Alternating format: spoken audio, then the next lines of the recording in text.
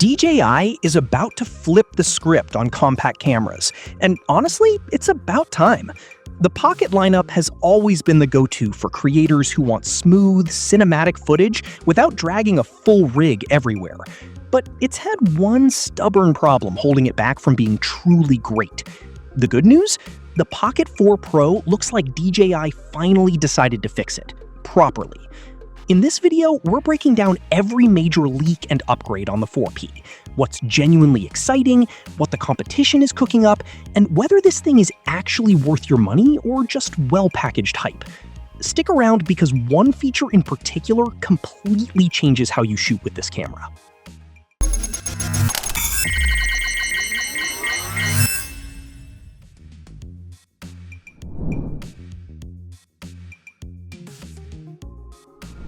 Every Pocket user knows the pain. You're locked into one wide-angle lens, and if you need a tighter shot, your only option is cropping in digitally, which looks soft and honestly just kills the quality.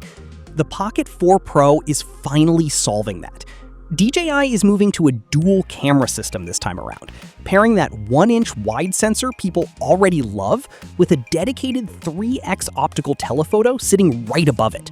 That means real optical zoom, no quality compromise, and way more flexibility for B-roll, portraits, or just getting a shot you couldn't before. It's the kind of upgrade that sounds simple on paper, but completely changes what you can actually do with the camera day to day. Before you get fully sold on DJI, there's something worth knowing. Insta360 has been quietly building their answer, the Luna Ultra gimbal camera, and they showed it behind closed doors at NAB in Vegas. It's also dual lens, co-developed with Leica, and early specs are pointing to somewhere between 4x and 6x lossless optical zoom.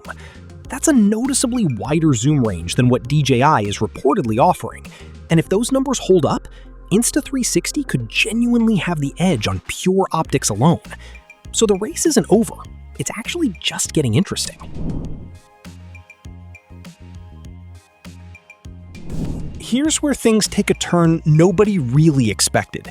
A leak from Igor Bogdanov shows footage of the Pocket 4 Pro being controlled by a small detachable device, and at first glance, it looks like a basic remote, but it's actually the magnetic display module from the upcoming Osmo Mobile 8P. This thing has a built-in touchscreen, detaches from the gimbal, and connects wirelessly to the 4P. You can frame shots, review composition, and draw tracking boxes directly on screen to lock onto a subject, all without pulling out your phone.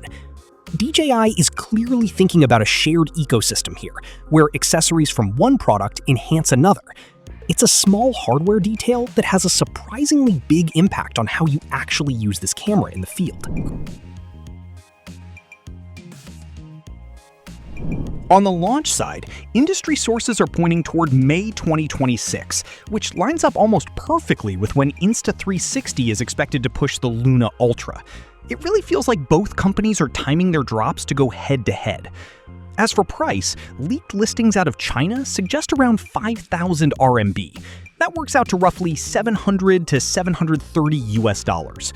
Whether DJI bundles that touchscreen remote into a higher-tier combo package is still unclear, but that accessory alone feels like a major part of the experience. If they do offer a bundle, it's probably going to be the version worth buying. The Pocket 4 Pro isn't just an iterative update.